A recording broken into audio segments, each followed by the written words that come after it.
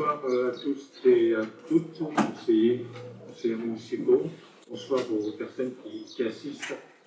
Je rappelle que les conseils municipaux sont publics et que le maire peut, s'il le souhaite, donner la parole en fin de conseil municipal ou différer les réponses. On verra bien s'il y en a. Bien, alors tout d'abord, nous pouvons ouvrir notre séance puisque le quorum est atteint. Désignation du secrétaire de séance. Alors, je rappelle pour les mesures traditionnellement, on descend l'ordre alphabétique. Donc, c'était Magali Attali qui avait commencé. Là, si on descend, on arrivera à Jean-Yves Boucher. Pas de soucis, pas d'opposition, pas de problème. Donc, Jean-Yves Sorin est désigné secrétaire de séance.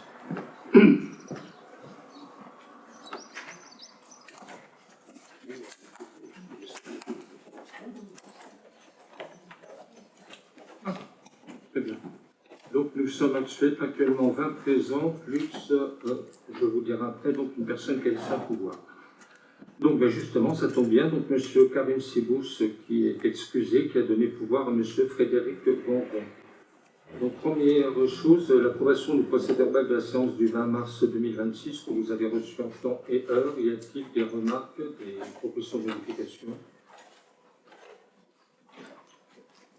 Très bien, donc je propose de passer au vote. Qui est contre? Qui s'abstient? Passons à 21. Je vous rappelle que la règle précise que tout conseiller qui arrive même en cours de séance devient conseiller et on notifie l'heure à laquelle il est arrivé au même titre qu'un conseiller qui sera amené pour une raison X ou Y à quitter l'Assemblée. Donc on avait dit, donc M. Gondon qui est le seul à avoir un pouvoir. Contre, abstention, pour, merci, unanimité. 3-4 informations très rapides au Conseil. Donc je vous informe donc de la démission de M. Éric Brem de son siège à la communauté d'agglomération de la région de Château-Thierry au bénéfice de M. Jean-Marie Turpin. Donc j'ai eu copie des courriers qui ont été adressés à M. Brem et à M. Turpin par notre président de la Commune d'Agglo, M. Sébastien Eugène. À compter du 24 mars, ce changement a été effectué.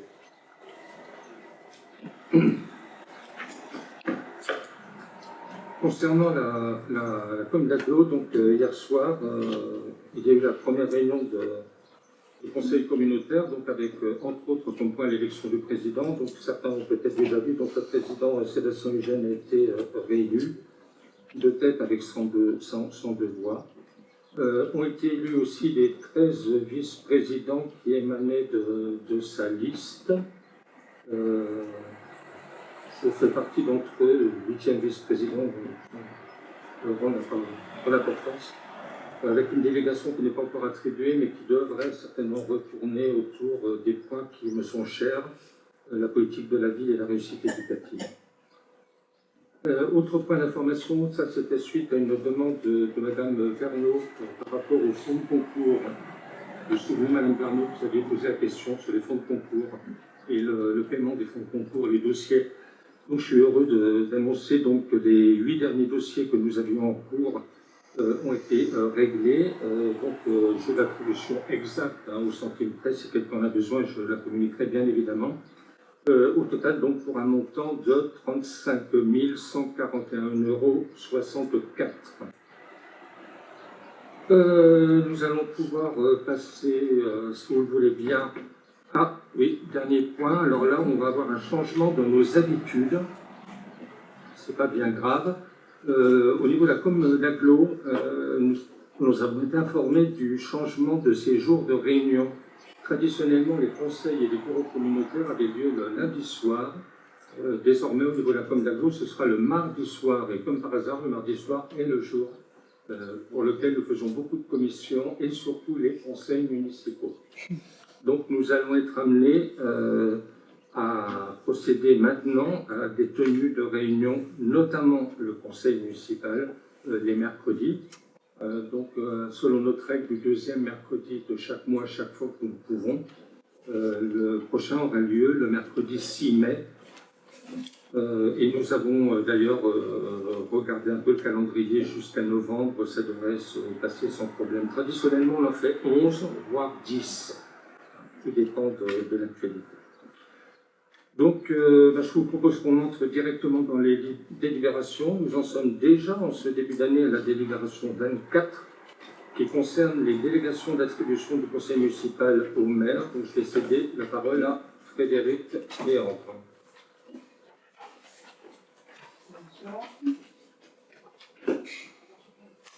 Céline ?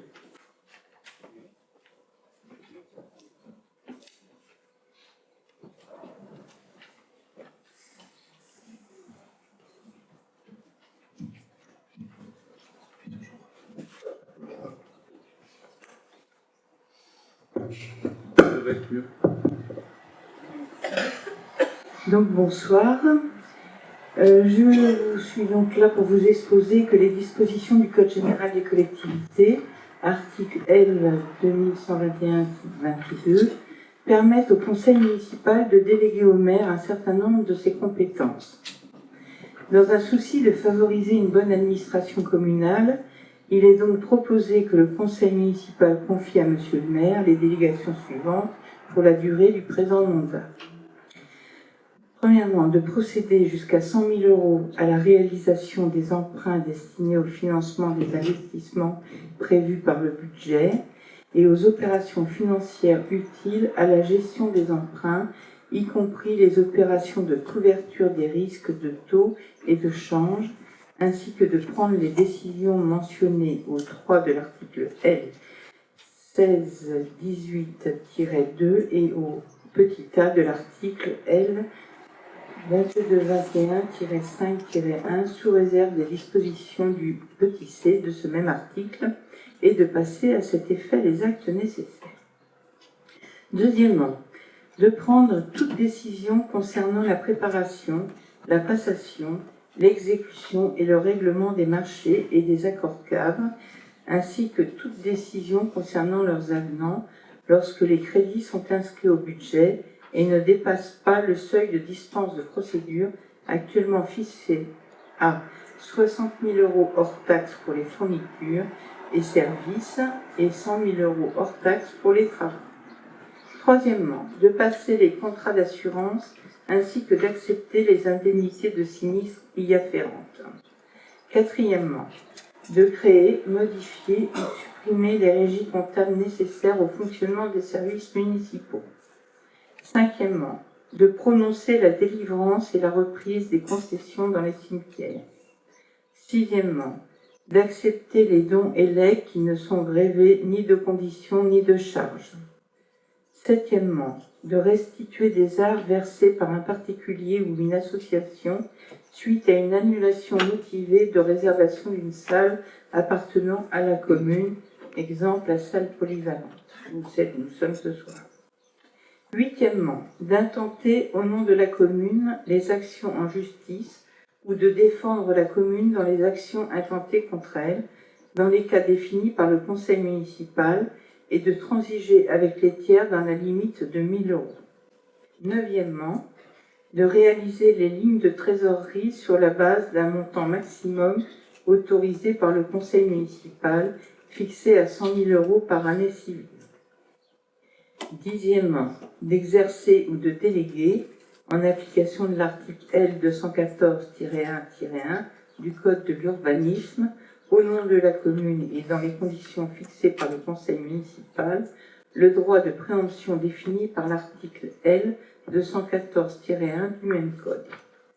Onzièmement, de prendre les décisions mentionnées aux articles L 523-4 et L 523-5 du Code de patrimoine relative à la réalisation de diagnostics d'archéologie préventive prescrits pour les opérations d'aménagement ou de travaux sur le territoire de la commune. Enfin, dernier point, le 12e, de demander à tout organisme financeur l'attribution de subventions validées en amont par le conseil municipal. Vous avez des questions ? Là, on est dans une procédure usuelle des conseils municipaux et des collectivités de manière générale. Donc, je vous propose de passer au vote. Qui est contre? Qui s'abstient? Parmi les pouvoirs, qui est contre? Qui s'abstient? Je vous remercie pour ce vote à l'unanimité.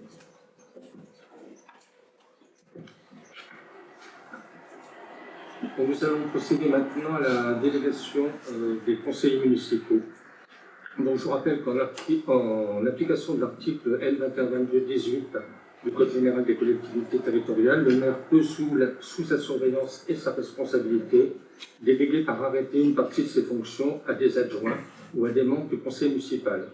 Je vous informe donc que les délégations suivantes ont été consenties aux adjoints que nous avons installés le 20 mars dernier.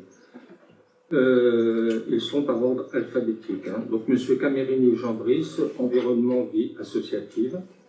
M. Gandon Frédéric, Valorisation et Gestion du patrimoine.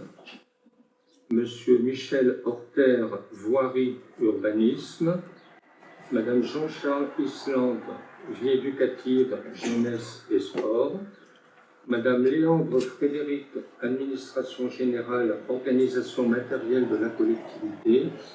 Madame Véron Martine, Finances, Vie économique. Concernant des conseillers municipaux, en tant que conseillers délégués, je rappelle à ce titre que les conseillers délégués n'ont pas besoin d'être élus par le conseil municipal. Ils peuvent être tout simplement désignés par le maire. C'est la règle quasiment générale dans les collectivités.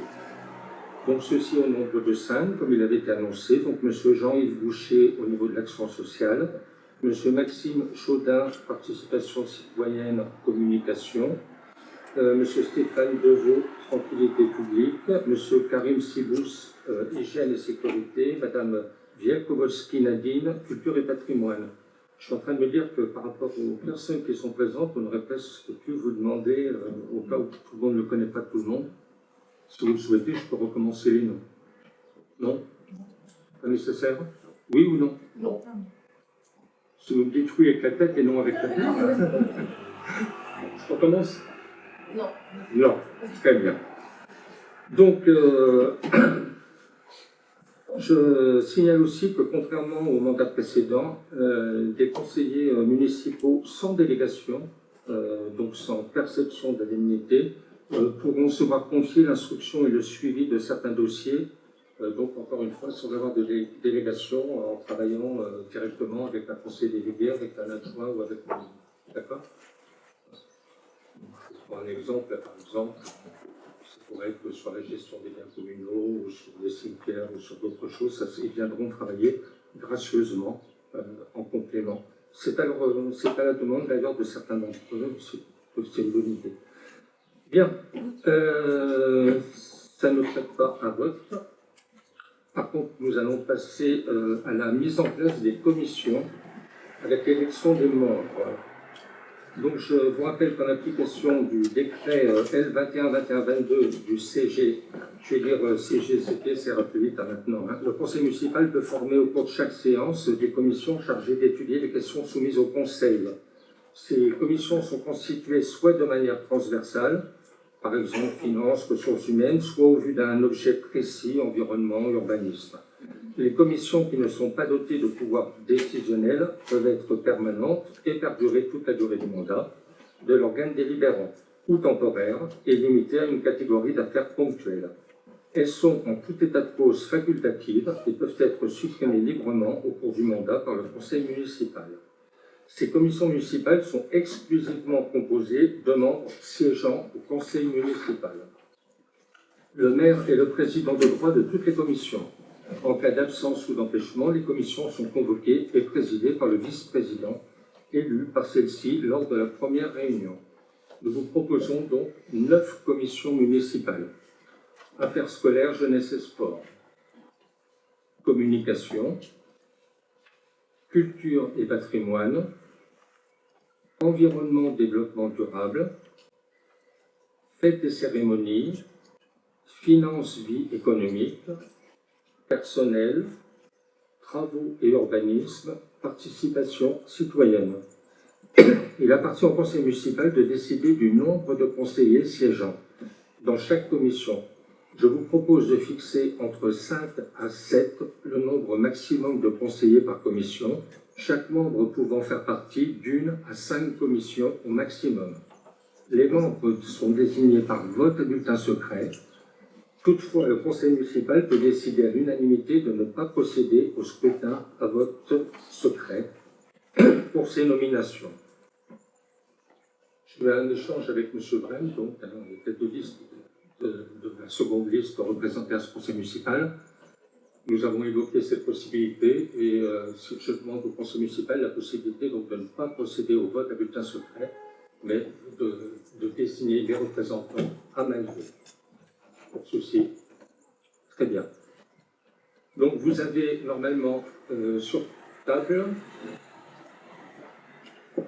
les 9 commissions avec les noms. Donc je vais faire comme un état, évidemment, bien sûr, des commissions avec les noms. À chaque fois, il y aura un membre de la liste de M. Brel et le reste de notre liste, c'est un calcul automatisé par rapport aux résultats des élections. Donc, affaires scolaires, jeunesse et sport. Magali Atabi, Éric Brem, Jean-Charles Islande, Karim Sibous, Carole Vertré, Nadine Bielkowski. Culture et patrimoine. Éric Brem, Maxime Chaudin, Sandra Kouric, Marie-Blanche Garcia, Léandre Frédéric, Nadine Bielkowski. Fêtes et cérémonies. Jean-Yves Boucher, Jean-Brice Camerini, Frédéric Gandon, Sandra Janico, Karim Sibous, Nadine Verneau. Personnel. Jean-Yves Boucher, Bernard Collignon, Sandra Kouric, Frédéric Gandon, Michel Horter, Frédéric Léandre, Marilyn Piasecki. Participation citoyenne. Jean-Brice Camerini, Maxime Chaudin, Sandra Kouric, Janico Sandra, Jean-Charles Islande, Piasecki Marilyn. Communication. Jean-Brice Camerini, Maxime Chaudin, Gandon Frédéric, Marilyn Piasecki, Karim Sibous, Stéphane Deveau. Environnement, développement durable. Magali Atabi, Éric Brem, Jean-Brice Camerini, Sandra Kouric, Gérard Placet, Nadine Bielkowski. Finance, vie économique. Bernard Collignon, Marie-Blanche Garcia, Michel Horter, Frédéric Léandre, Nadine Verneau, Martine Véron, Nadine Bielkowski. J'avais bien dit jusque-là. Je vais essayer. Je pense que j'arrive au bout. Te concernant. Travaux urbanisme. Magali Atabi, Bernard Collignon, Frédéric Gandon, Michel Horter, Gérard Placet, Jean-Marie Turpin et Martine Véron. Donc on est bon? Très bien. Donc avec votre accord, nous allons faire un vote donc, à main levée. Je vous propose d'inverser parce qu'à chaque fois on commence toujours par les contre. On va commencer par les pour, si vous le voulez bien. Donc on parle bien de l'ensemble des listes et l'ensemble des commissions. Qui est pour? Qui s'abstient? Qui est contre? Pouvoir? Pour? Très bien, je vous remercie pour ce vote à l'unanimité. Alors là, pour l'instant, on n'a pas obligatoirement d'indicateur de date bien précise, mais très rapidement, nous allons voir quand nous allons commencer les premières commissions. Il y en a certaines appartements qui vont commencer un peu plus vite que les autres. Traditionnellement, tout ce qui est finance, RH, ça commence toujours un peu plus vite, mais tout va démarrer. Très bien, je vous remercie et je vous remercie les conseillers qui s'engagent donc à participer activement à ces diverses commissions. Nous arrivons à la délibération 26 qui concerne donc le CCAS, donc le Centre communal d'action sociale, avec fixation du nombre de membres pour approbation. À chaque élection municipale, donc, chacune de ces élections donc, sont accompagnées du renouvellement du CCAS de la commune. Toutes les communes n'ont pas de CCAS, nous en avons un. Donc, présidé de droit par le maire, ce conseil comprend en nombre égal au maximum 8 membres élus en son sein par le conseil municipal, 8 membres nommés par le maire parmi les représentants du monde associatif. Donc il s'agit des associations qui œuvrent dans le domaine de l'insertion, de la lutte contre les exclusions, associations familiales sur proposition de l'UDAF, associations de retraités, de personnes âgées, associations de personnes handicapées du département. C'est très réglementé la liste. Alors, de par les contacts que nous avons eus, nous proposons donc 5 organismes, donc la Croix-Rouge, donc l'éveil de Liam, étant donné que depuis maintenant 1 an et demi, 2 ans maintenant, hein, donc nos abeilles, hein, nos anciens, ont intégré suite à l'Assemblée générale donc l'éveil de Liam. Donc le Secours populaire, l'Association des diabétiques de l'Aisne et Coalia. À partir du moment où nous avons un nombre d'associations, nous devons avoir un nombre de conseillers équivalent, donc 5 conseillers. Donc je vous propose déjà dans un premier temps de fixer à 5 le nombre de membres élus parmi les conseils municipaux et à 5 le nombre de représentants d'associations. Y a-t-il des interventions sur ce point? Non.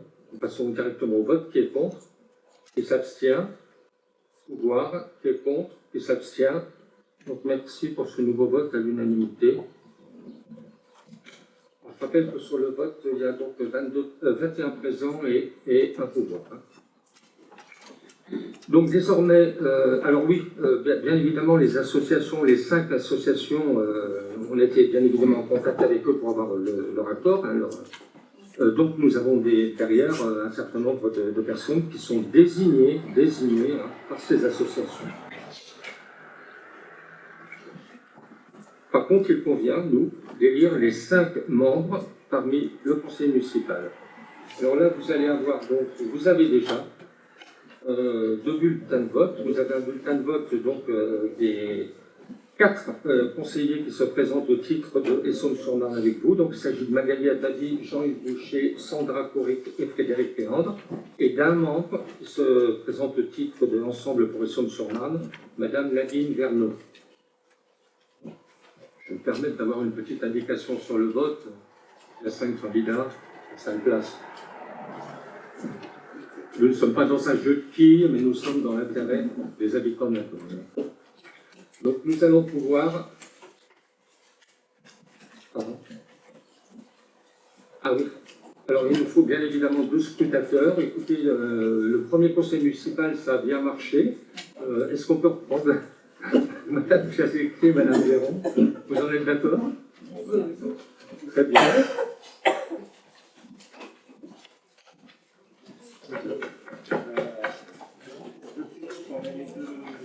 Ouais, je vais répéter, donc je pense que le CCAS, hein, c'est pas un lieu où on va s'amuser à faire du jeu de quilles, hein, il y a 5 candidats, il y a, hein, voilà, il y a 5 places. Après, il peut y avoir des états d'âme, mais ça... Pour ma part, il n'y en aura pas. Bien. Alors, on va faire comme la dernière fois, on va procéder de manière nominale. Mais je tiens quand même à rappeler que la dernière fois, il y a eu un vote où ça a été tranché, puisqu'il y avait 2 candidatures, souvenez-vous, Madame Verneau et Madame Briot, et 4 candidatures. Et donc, c'est vous qui aviez été élu, et Madame Briot, malheureusement, qui n'avait pas été élue. Donc, à tous les coups, ça ne se passe pas comme ça, mais là, hein. Très bien, donc on va faire donc un appel nominal. Donc, Magali Attali.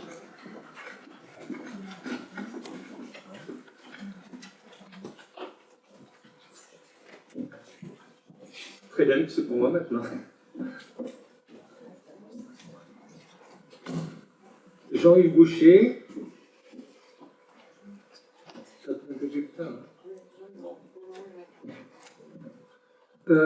Éric Brem.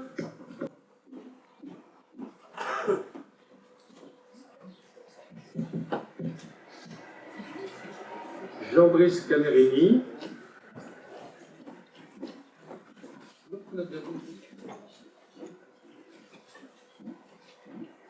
Maxime Chaudin.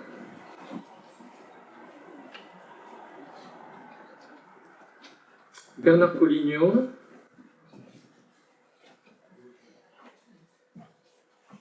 Sandra Kouric,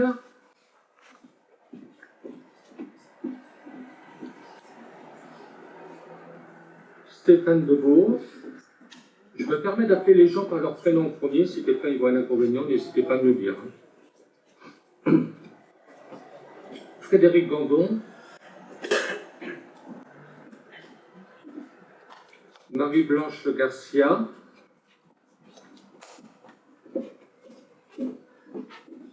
Michel Horter,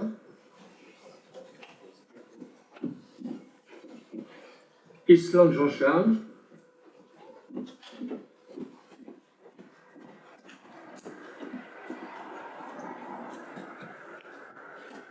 je te fais voter à la fin ou maintenant dans l'ordre? Alors très bien, donc Frédéric Léandre, parce qu'on va te laisser le temps de préparer ton matériel.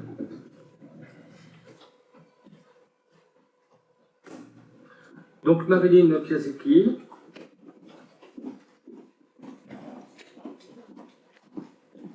Gérard Placet,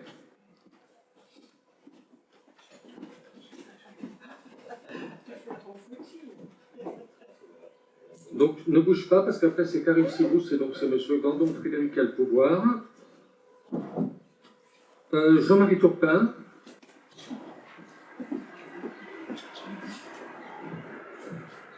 Nadine Verneau,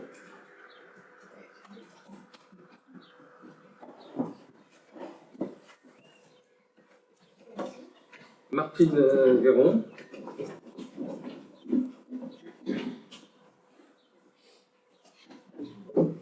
Carole Verfray,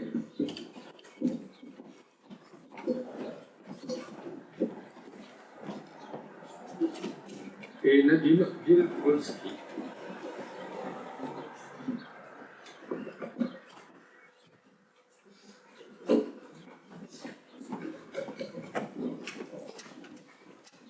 Oui, on va avoir quelques minutes le temps de laisser nos spectateurs, nos assesseurs, pardon, défiler.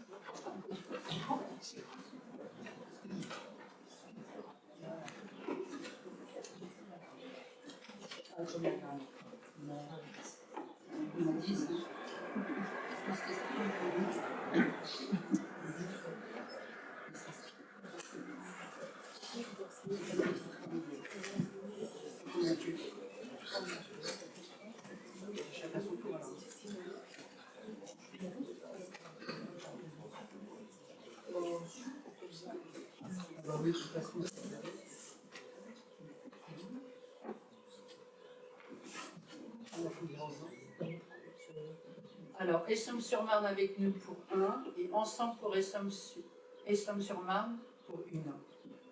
Essômes-sur-Marne avec vous 1, Essômes-sur-Marne ou Essômes-sur-Marne 1.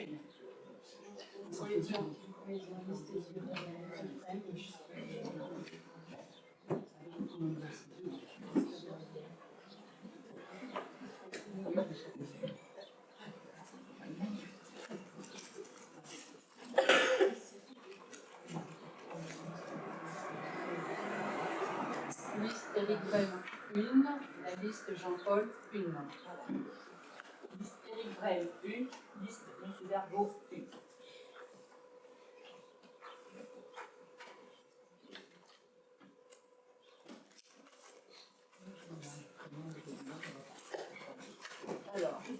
Liste Éric Brème 1.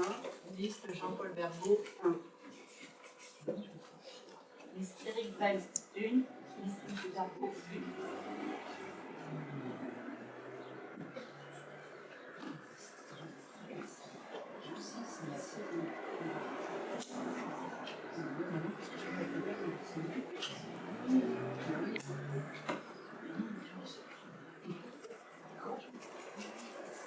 Alors, liste Jean-Paul Bergaud 1. Liste Éric Brème 1. Liste Éric Brème 1. Liste M. Bergaud 1.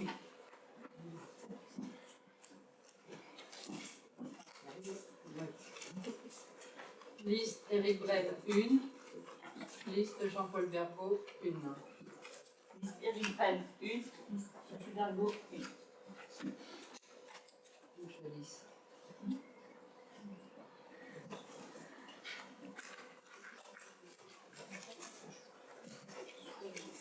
Alors, liste Jean-Paul Bergaud 1. Liste Éric Brème 1. Jean-Paul Bergaud 1. Liste Éric Brème 1.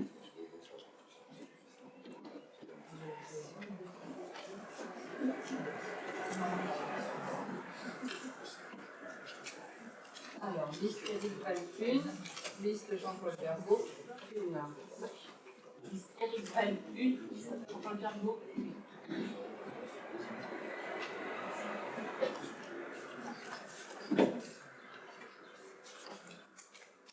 Liste Jean-Paul Bergaud 1.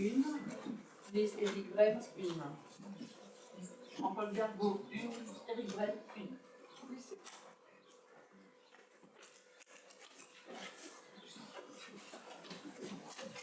Liste Éric Brème 1. Liste Jean-Paul Bergaud 1. Éric Brème 1. Liste Jean-Paul Bergaud.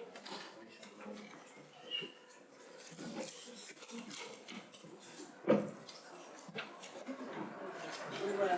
Liste Jean-Paul Bergaud 1. Liste Éric Brème 1. Liste Jean-Paul Bergaud 1. Et c'est Hérault pour Éric Brème.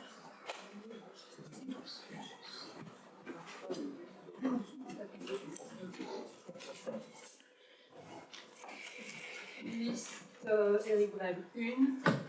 Liste Jean-Paul Bergaud 1. Liste Jean-Paul Bergaud 1. Liste Éric Brème 1.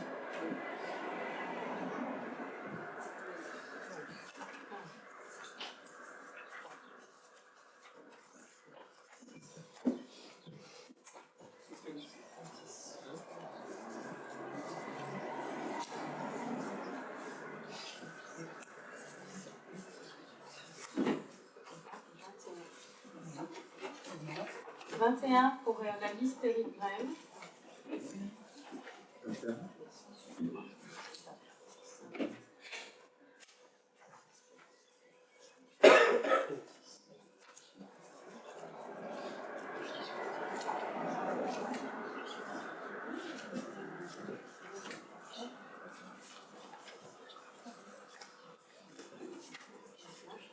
Et 22 pour la liste Bergaud Jean-Paul.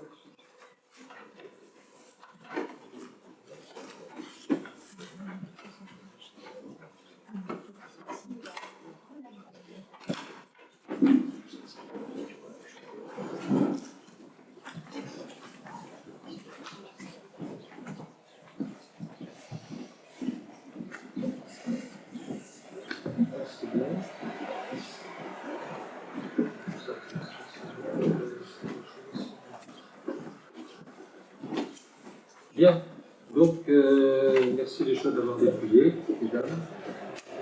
Donc le résultat, la liste de questions de Chambard avec vous 22 voix, la seconde liste ensemble pour de Chambard 21 voix, ça ne porte pas préjudice, les 5 personnes donc sont élues. Donc il s'agit, je le rappelle, de monsieur, rapport alphabétique, de Madame Magali Attabi, monsieur Boucher Jean-Yves, Madame Couric Sandra, Madame Frédéric Léandre et Madame Nadine Verneau.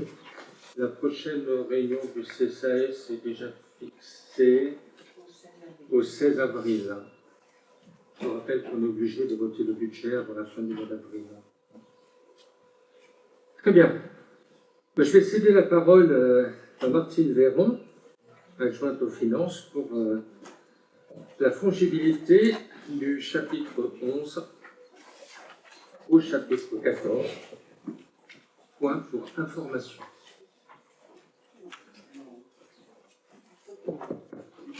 Oui. Alors, je vous rappelle la délibération numéro 43 du Conseil municipal en date du 5 juillet 2022, décidant la mise en place de la nomenclature N57 à compter du 1er janvier 2023. Ainsi que la délibération numéro 16 du Conseil municipal en date du 3 mars 2026, autorisant Monsieur le maire à procéder à des virements de crédits de chapitre à chapitre uniquement, à l'exclusion des crédits relatifs aux dépenses du personnel, dans la limite de 7,5% des dépenses réelles de chaque section. Un virement de crédit s'avérant nécessaire pour alimenter le chapitre 14 du budget primitif 2027, le virement ci-après a été arrêté. Donc, au chapitre 11, fourniture des voiries, le budget primitif de 2026 est évalué à 8 400 € et 48 centimes. Un virement de 700 € a été effectué, donc le nouveau montant s'élève à 7 700 €, 48 centimes.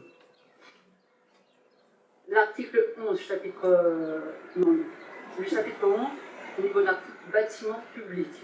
Le budget primitif 2026 est évalué à 5 000 €. Un virement de 2 500 € a été effectué, donc le nouveau montant est de 2 500 €. Ce qui fait que pour le chapitre 14, dégrèvement de taxes d'habitation sur les logements vacants, évalué en 2026 à 8 000 €, sur lequel on ajoute le virement de 3 200 €. Le nouveau montant est de 11 200 €. Y a-t-il des questions? Madame. Oui, je voudrais savoir combien il y a de logements vacants sur la commune, s'il vous plaît. Alors, je vais vous le dire de tête, parce qu'on l'avait évalué évidemment au moment du recensement. On était à environ 120. Environ 120. Environ. Je précise bien, je vous dis de mémoire. J'hésite entre 120 et 141 pour tout vous dire. Mais on va le revérifier au recensement. Et je l'avais indiqué au conseil municipal, il me semble. C'était peu de temps après le recensement. Et on avait échangé un petit peu sur qu'est-ce que c'est que ces logements, que sont-ils. Il y a de la maison, mais il y a aussi du petit logement. Il y a de l'inhabité suite à des successions en cours. Donc voilà, et donc ça pose derrière un double problème. C'est que certains de ces logements tombent parfois en décrépitude. Et là, on est obligé de partir avec la com d'agglo sur des dossiers de mise en péril, ce qu'on avait fait par exemple à Cogit, ce qu'on avait fait par exemple à Mono, d'ailleurs avec des frais qui incombent à la municipalité. Oui, à Mono, c'est la belle maison avec le cadran solaire. Juste quand on remonte, voilà, c'est ça. D'ailleurs, quand on regarde moi j'invite les gens à regarder un peu l'histoire des hameaux. C'était une maison magnifique, encore des cartes postales qui représentent le temple, toute la place des ébriers, tout ça. C'était vraiment. Donc on a un peu de tout. Et c'est une grosse difficulté parce que derrière, donc des biens qui tombent parfois en désuétude, voire en lambeaux, pas tous, obligatoirement, parfois aussi, et même souvent, un déclarement de fiscalité. Logement qu'il de meuble. Ou logement en cours de vente, parfois en cours de vente depuis des années et des années. Donc en effet, c'est un dossier à creuser. Et d'ailleurs, je vous remercie pour cette question, puisque j'avais déjà évoqué dans le mandat précédent la nécessité au niveau de la commune d'avoir quelqu'un d'élu qui se consacre vraiment à ce sujet. Donc dans le cadre de la délégation, entre autres sur les biens sans maître et la gestion du patrimoine, la valorisation du patrimoine, ça sera un des travaux de cette personne. Je peux même dire, ce n'est pas un grand secret, que des choses ont déjà été commencées par certains des élus. Évidemment, tout le monde sera mis au courant du moment venu. Monsieur Topin. Oui, c'est un chiffre qui a évolué ou pas? Vous connaissez les chiffres antérieurs? J'avoue que non. Mais on peut le retrouver facilement. C'est pas. Effectivement, c'est des choses qui aujourd'hui se cumulent et s'aggravent. Mais si ça se stabilise, c'est toujours un vrai problème. Tout à fait. On a un point commun, M. Topin, c'est que je déteste l'approximation, je suis comme vous. Donc si on peut avoir des éléments chiffrés donnés, ça nous permettra d'avoir des éléments de comparaison. Parce que même Est-ce que la population qui fait des décès, de départ ou autre, augmente ce chiffre ou non? Est-ce que l'arrivée d'une nouvelle population est entre guillemets insuffisante pour combler ce déficit? C'est des questions d'effet. Ça fera certainement, d'ailleurs, ça pourra faire l'objet du travail d'une commission. Il n'y a aucun souci là-dessus. Au contraire. Il y a un manque à gagner énorme sur la commune. Ah oui. Énorme, énorme. Bon, je sais que certaines communes, je pense à une commune qui est la plus petite en superficie du département, où Madame la maire a arrêté de signer les documents permettant d'avoir ce déclarement d'impôt, ville de meubles, et en quelques années, ce nombre a énormément réduit. Voilà. Mais c'est un sujet qui nous préoccupe déjà depuis 2 à 3 ans. Donc voilà, si on peut mettre en œuvre, ça sera bienvenu. Merci pour cette question. Peut-on passer au vote? Très bien, alors bon, donc là, bon, sur la fongibilité, bon, il n'y aura pas tous les coups, mais vous avez compris que c'est une mesure qui est bien utile, qui évite bien des soucis, ça nous gagne en rapidité, ça nous évite des modifications budgétaires. Très bien, donc on peut passer au... Ah ben non, pourquoi j'ai dit passer au vote, puisqu'il s'agit d'une information. Merci, très bien. Par contre, pour la prochaine, indemnité de fonction du maire, fixation du taux. Donc, les maires bénéficient à titre automatique, sans délibération, d'indemnités de fonction fixées selon le barème énoncé à l'article L 2123-23 du CGCT. Toutefois, le conseil municipal peut, à la demande du maire et par délibération, fixer pour celui-ci une indemnité inférieure au barème. Vu le code des collectivités territoriales et notamment les articles L 2123-20 suivants, considérant que le maire s'engage à ne pas percevoir le maximum de l'indemnité de fonction à laquelle il peut prétendre, et qui sera par conséquent inférieur au barème ci-dessus. Donc le barème s'établit pour une ville entre 1000 et 3500 habitants dans les environs de 51,6%. Considérant qu'il appartient au conseil municipal de fixer à la demande du maire des indemnités de fonction versées au maire et à un taux inférieur au taux maximal de 51,6%, étant entendu que des crédits nécessaires sont inscrits au budget municipal. Le conseil municipal est appelé à approuver la demande du maire de percevoir une indemnité moindre que celle prévue par la réglementation. Fixer le montant des indemnités pour l'exercice effectif des fonctions de maire à compter du 21 mars 2026, tel que ci-dessous présenté. Donc les indemnités de fonction de M. Jean-Paul Bergot, donc sur une base de 4 110,52 €. Le taux est fixé à 29,6% au lieu de 51,6%. L'indemnité mensuelle s'élèvera à 1276,71 centimes en indemnité brute, ce qui représente en net un montant de 963,15 €. Il y a des questions, des remarques? Non. On peut préciser qu'étant chef de canton, le maire et des adjoints pourraient prétendre à une augmentation de leur indemnité. Nous avons fait le choix de ne pas la prendre. On passe au vote alors. Donc qui est contre?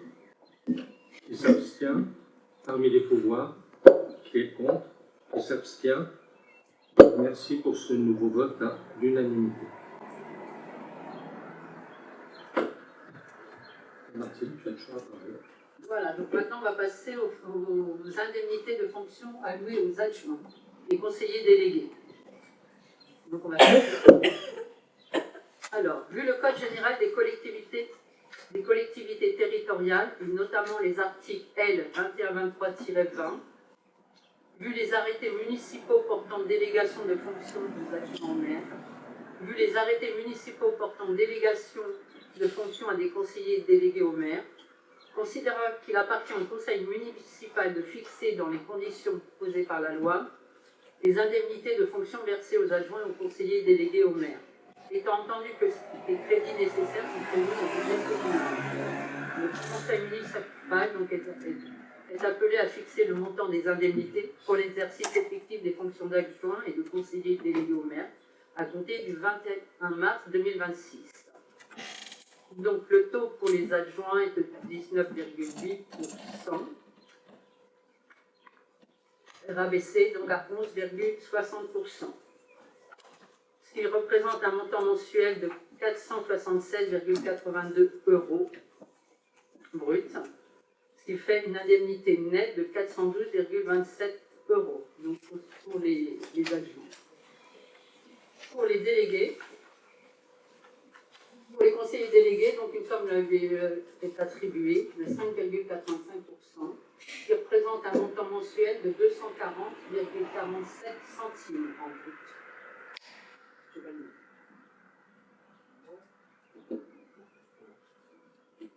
240,47 €.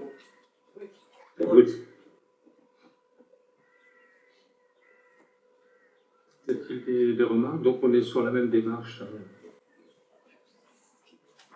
à baisser par rapport à ce que ça pourrait être. Très bien. Pas de remarques, pas de questions? Très bien, on passe au vote alors. Donc qui est contre? Qui s'abstient? Pouvoir qui est contre? Qui s'abstient? Donc à nouveau une unanimité. Alors là, nous allons passer à la délibération numéro 30, toujours avec Martine Véron, qui concerne donc le compte financier unique, qui est une première pour beaucoup de collectivités, dont la nôtre. Est-ce que je sors maintenant ou pas? Parce que normalement, je ne dois plus être là. Au moment du vote. Alors, j'ai le droit de rester, et je sortirai au moment du vote. Très bien. Martine. Alors, compte financier unique 2025. Le vote du CFU définitif. Section de fonctionnement. Les dépenses en 2025 se sont élevées à 2 176 519,26 €. Les recettes, un total de 2 643 568,97 centimes. L'excédent reporté de 2024 d'un montant de 508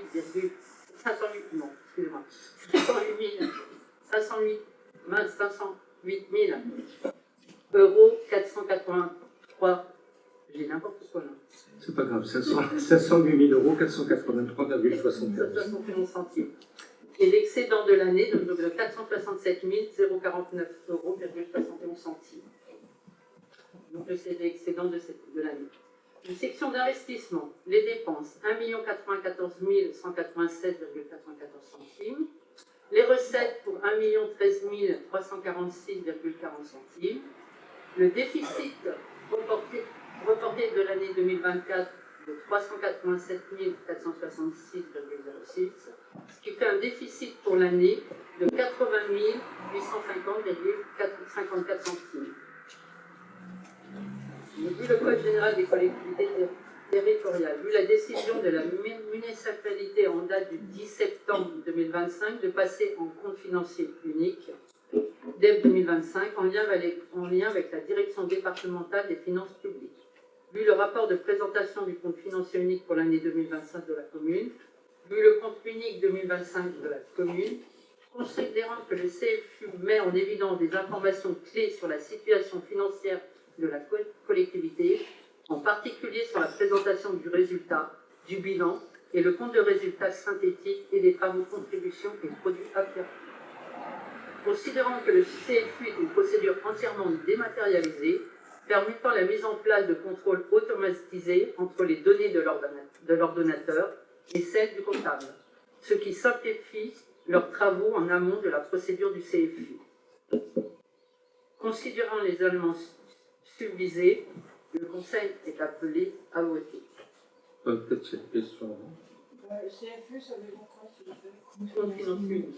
Compte financier unique. On s'était travaillé en commission finance plus d'une fois, c'était donc certifié évidemment par le centre des finances publiques. Donc je sors alors. Oui.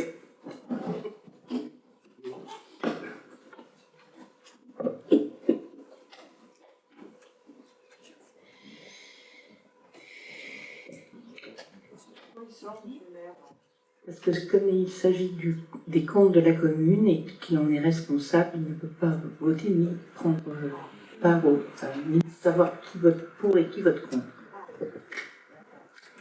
Donc, considérant les éléments susvisés, le conseil municipal est appelé à approuver le compte financier unique de la commune des Sommes-sur-Marne pour 2025 et donner pouvoir au dit maire pour prendre toutes mesures nécessaires à l'exécution de la présente délibération. Qui vote contre? Je ne vote pas contre, mais je n'ai pas participé à la création du budget. Je demande à ne pas participer au vote. Mais là, il ne s'agit pas du budget, il s'agit des comptes de l'année passée. Oui, mais justement, c'est bien parce que c'est lié à l'année passée, j'ai pas participé à ce... Et ça ne c'est pas une critique, hein, c'est une question de principe. Tout simplement, je n'ai pas participé à ça. Ne vote pas. Je ne participe pas au vote, c'est tout. Alors, qui s'abstient? Donc vous vous abstenez, c'est plus ça? Non, non plus. Pour les pouvoirs, qui vote contre? Qui s'abstient? Donc nous serons à 20 voix pour plus un pouvoir. On vous remercie. Quelqu'un pourrait quitter le jeu, monsieur le maire?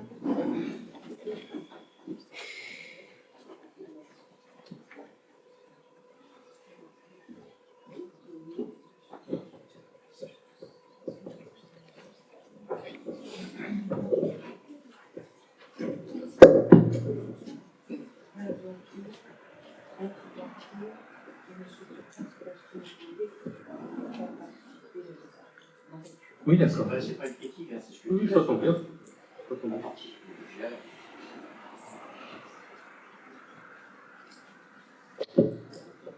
Heureusement qu'on n'a pas renouvelé tout le conseil municipal.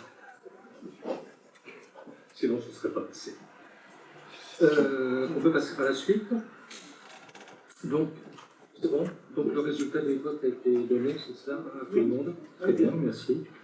Donc, délibération 31, qui concerne la rénovation thermique de la salle polyvalente, qui demande de son concours. Et c'est pour Frédéric Léandre. Ah oui, pardon. Oui. Oui, c'était le vote, et donc on continue. Décidément, c'est une première, Martine, hein, Donc on va parler de la rénovation thermique de la salle polyvalente. Elle demande de fonds de concours auprès de la commune comme d'agglomération de la région de Château-Thierry. Approbation et annule et remplace la délibération 2015-106.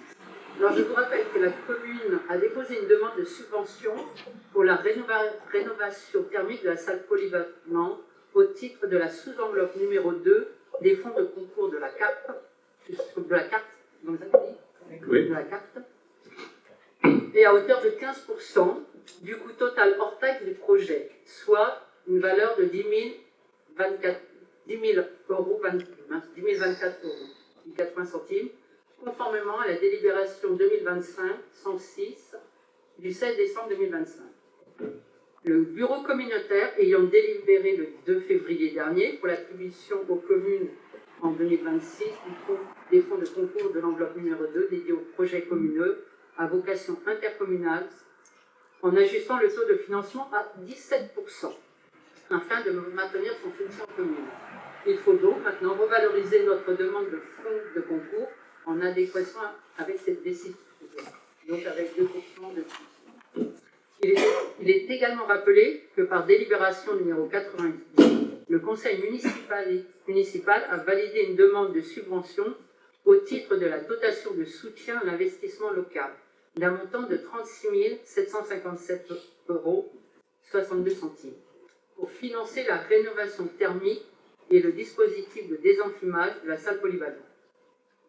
Le plan de financement serait donc le suivant. Coût total de l'opération, 66 832 euros et 5 centimes hors taxe, soit un total de 80 198 et 46 centimes en TTC. Montant de la subvention DSIL, 55% du montant total hors taxe, soit 36 757,70 centimes.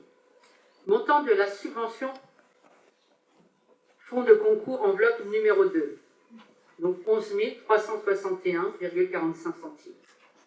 Le montant total des aides sollicitées donc s'élève à 48 119,07 €. Donc, il reste à la charge de la commune un total de 18 712,98 € à régler, reste hors taxe.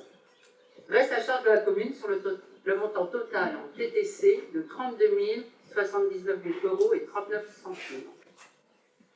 Donc, le conseil municipal est appelé à délibérer pour approuver le projet de rénovation thermique et de désenfumage de la salle polyvalente. Bon, c'est un sujet qui avait déjà été débattu. La seule question, c'est que d'un point de vue formel, on est obligé de redélibérer puisque la commune d'Aglo nous a apporté 2% supplémentaires. Cette année, vous ne pouvez pas intégrer la part d'aspect phonique également? Alors, vous allez, on reviendra, je crois que vous êtes inscrit pour la commission de travaux, si je me semble bien, donc on reviendra sur tout un tas d'aspects en cours, dont la salle polyvalente, plus d'autres aspects évidemment de la commission de travaux. Donc c'est quelque chose qui avait déjà été bien évidemment étudié. On avait fait tout un travail avec un bureau d'études et on a arrêté en cours ce travail parce qu'il y avait des problèmes un peu complexes. Et donc derrière, au regard du financement qui était demandé, qui était de l'ordre de 860 000 €, donc on avait prévu de commencer sur la base qui est énoncée ici, en sachant d'ailleurs, par ailleurs, on avait eu un impératif, c'est qu'on avait des boiseries qui étaient très abîmées, on y rentrait à certains endroits à la pointe d'un couteau, voire les dents d'une fourchette. Et donc là, on a été obligé de le faire en urgence. Et d'ailleurs, je remercie encore, c'était Madame la sous-préfète qui nous avait accordé au dernier moment une bonne subvention, voyant la gravité. Non, c'était monsieur le sous-préfet, monsieur Papa, qui nous avait attribué une subvention assez importante dans ces deniers qui lui restaient, on va dire ça comme ça. Et donc on a prévu déjà de commencer sur ce qui vous est indiqué, le désenfumage, question de sécurité, et derrière, petit à petit, de travailler pour avancer certainement pluriannuel. Alors le gros problème par rapport à, dès qu'on touche à des travaux sur un bâti comme ça, c'est qu'il va y avoir des chapelages, il va y avoir à un moment donné la disponibilité de la salle. Or cette salle, c'est un lieu pour les associations, c'est un lieu pour les écoles, c'est un lieu pour beaucoup d'événements de la commune. Et là, pendant tout un temps, au mois d'août, parce qu'il faut voir aussi avec les entreprises, il y aura des travaux pendant ce temps du mois d'août. Et derrière, encore une fois, M. Turpin, donc, et votre contribution sera la bienvenue sur ce sujet. Pardon ? Je ne suis pas spécialiste de téléphonie. Votre contribution, comme celle des autres membres de la commission, excusez-moi, je ne me mets pas au-dessus, c'est comme tout à chacun. La contribution de chacun, pardon, j'aurais dû m'exprimer comme ça, permettra aussi de voir comment on peut faire, parce qu'il y a des problèmes d'isolation phonique, en effet. Il y a d'autres problèmes d'ailleurs, entre autres. Parce qu'en plus, selon la façon dont on va toucher à la salle, l'isolation extérieure ou intérieure, ça change tout, notamment par rapport aux dimensions des terrains, dont celui de handball. Je parle sous contrôle de M. Brem. Le terrain de handball, il touche les murs. Hein. Donc, ouais. Donc si on fait une isolation intérieure, on est cuit. On s'était même posé, pour tout vous dire, des questions sur le photovoltaïque. Là, avec de grosses difficultés liées évidemment à la proximité de la matière. Donc voilà. Donc bon, on va les prendre ces 2% supplémentaires. Hein. Très bien. Donc je vous propose de passer au vote. Ah si, je souligne quand même qu'au total, on est à 72% de subvention sur l'opération, ce qui est tout à fait honorable hein, pour une opération de ce genre. Le maximum étant de 80%, sauf dérogation. Donc passons au vote. Qui est contre? Qui s'abstient? Pouvoir, M. Gandon. Contre? Abstention? Pour? Très bien. Un nouveau vote à l'unanimité. En vous remerciant. Donc, information agenda. Donc, vous avez vu, c'est déjà affiché, il y aura la brocante de la commune donc le 3 mai. À la médiathèque Jacques Loeb, vous allez avoir plusieurs activités, donc un atelier de mise en voie théâtrale le 11 avril prochain, à partir de 10h30, un atelier bande dessinée du 22 au 25 avril à partir de 14h30, une exposition hommage à Alain Paco au mois de mai, de peut-être le 2 mai, c'est cela? La veille du 1er mai, je crois. C'est pas ça? Non, Le 1er mai, c'est à c'est dans le Château-Thierry. 1er mai? Le 1er mai, c'est à Château-Thierry. Le 1er mai, c'est à Château-Thierry et le 2, derrière, c'est chez nous. Les ateliers sophrologie. Pourquoi est-ce qu'on avait marqué le 21 mars, là c'est depuis le 21 mars, de 10h à 14h. Donc, prochain conseil municipal le 6 mai prochain. Je rappelle aussi que la classe de CM2 fait un concours, comme d'ailleurs elle avait été primée l'an dernier, donc sur le chemin de fer et Somme-sur-Marne. Donc avec un vote, il y a 4 dossiers au niveau de la grande région, des Hauts-de-France. On était en tête de 4-5 voix, on vient de se prendre 200 voix dans la ville, à part une commune du Nord. Bon, dans le Nord, ils sont plus nombreux que nous, c'est bien connu, mais quand même. Donc j'appelle tout à chacun, on avait mis l'information sur le site de la commune. On peut peut-être d'ailleurs, Kevin, la remettre encore une fois avant la fin du vote. Donc je vous incite à voter, c'est plus simple pour voter, il n'y a pas de gros soucis. Et en plus, normalement, on peut voter une fois par jour. Donc voilà. Donc j'avais dit que parmi les membres du public, si quelqu'un souhaitait poser une question, et si on peut y répondre, ou différer, il n'y en a pas. Très bien. Donc je vous propose de clore ce conseil municipal en vous remerciant de votre présence. Je répète ce que j'avais dit tout à l'heure, donc le prochain conseil municipal aura lieu le 6 mai prochain dans cette salle. Merci. C'est clos, hein.